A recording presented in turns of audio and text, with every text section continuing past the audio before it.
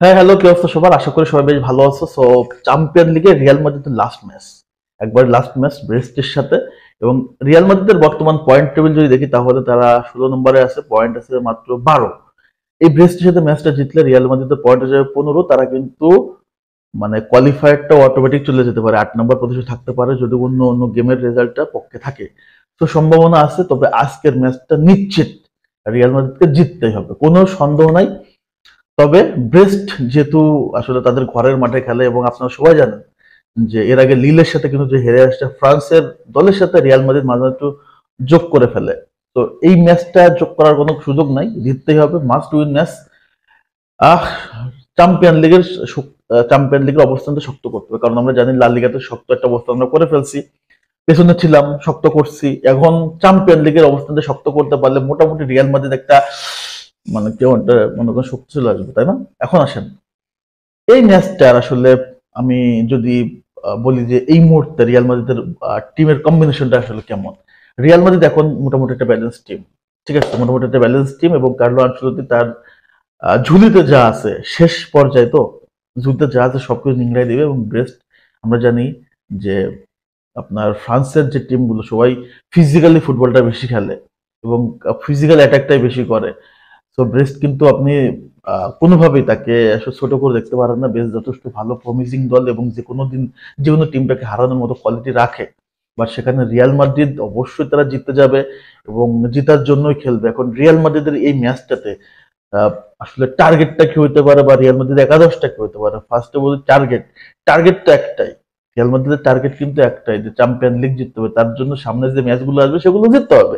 So আজকের ম্যাচের target and গোলটাই হচ্ছে ম্যাচ জিততে হবে। এখন রিয়াল মাদ্রিদের আজকের ম্যাচে কিন্তু ভিনিসিয়াস জুনিয়র সাসপেন্ডেড, লাস্ট ম্যাচে কাট খাওয়ার কারণে সে কিন্তু খেলতে পারতো না। মানে এটা মানে রেফারি একটা ফালতু লেভেলের একটা কার্ড দিছে।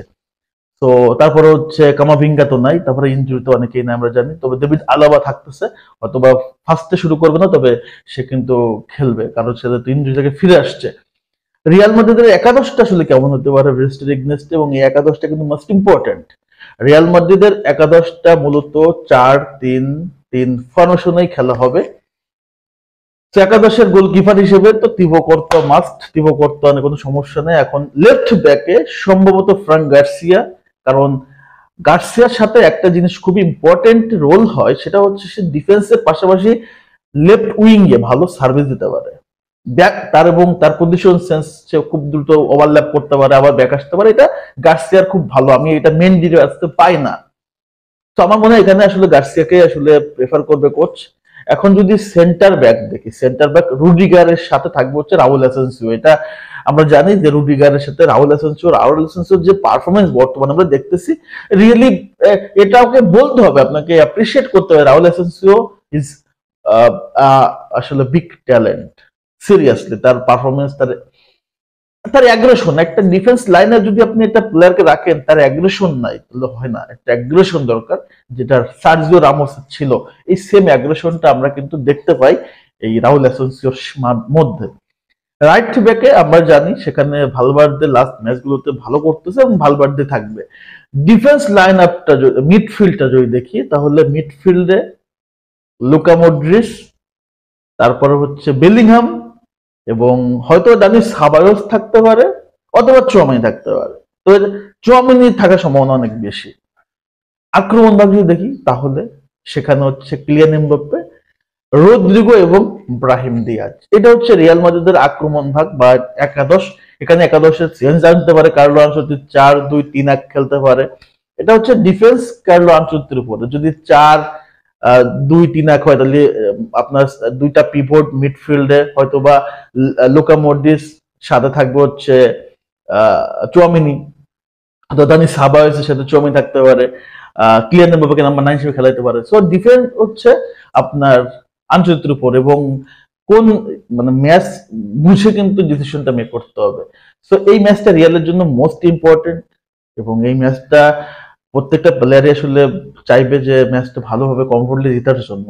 কারণ আমরা চ্যাম্পিয়ন লিগে খুব বাজেভাবে ঢুকছি, ঘরের মাঠে আসছি, বাইরের মাঠে যে হেরে আসছি। সো এই ম্যাচটা আমাদের শেষ ম্যাচ, এবং শেষ ম্যাচটা জিতে অন্তত চ্যাম্পিয়ন লিগে অবস্থানটা শক্ত করতে হবে। এটা হচ্ছে রিয়ালের এই মুহূর্তে সবচেয়ে বড় টার্গেট এবং বড় চিন্তা ভাবনা। ট্যাকটিক্যালি যদি বলি তাহলে রিয়াল অবশ্যই আক্রমণাত্মক ফুটবল খেলবে এবং ডিফেন্সটা সবসময় সেভ রাখার চেষ্টা করবে, কারণ প্রতিপক্ষ হচ্ছে আপনার ব্রেস্ট, তারা সবসময় ফিজিক্যাল ফুটবলটা খেলবে এবং তারা কাউন্টার দেওয়ার চেষ্টা করবে। বাট রিয়াল মাদ্রিদ তো আর কাউন্টার ফুটবল খেলে না, রিয়াল মাদ্রিদ সবসময় প্রেসিং ফুটবল এবং টপ আক্রমণ করে। তো দেখা যাক কি হয়, আশা করি একটা বিগ ম্যাচ হতে যাচ্ছে এবং বাংলাদেশ সময় রাত 2টা বাজে খেলা হবে।